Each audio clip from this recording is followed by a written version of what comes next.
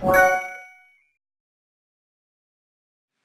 I was about 9 years old, I went to this summer day camp with my older sister and some friends, and this camp was really fun. It would take us on field trips like to the beach, mini golf, and roller skating. But this particular time, we went to Six Flags, and I don't even like roller coasters, so this field trip was already a no for me. But when we first got there, it was really, really hot, and I bought a huge lemonade all for myself to try to cool down. So I'm sitting next to the lemonade stand, minding my business, and then everyone came up to me and they were forcing me to go on this huge roller coaster with them. I tried to be brave for once, so I went with the group to stand in this long line, but I had my lemonade, so it was all okay.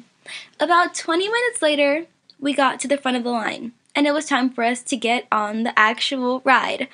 On the inside, I was dying because, like I said, I hate roller coasters, and when I get nervous, I have to pee, but there was nothing I could do at this point except get on the ride.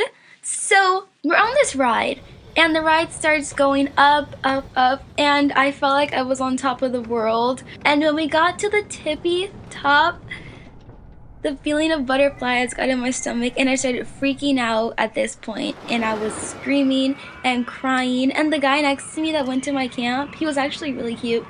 He was looking at me like I was crazy.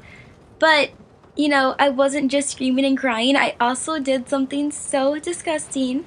I peed myself on the roller coaster at Six Flags, and I just had to sit there while the ride was going.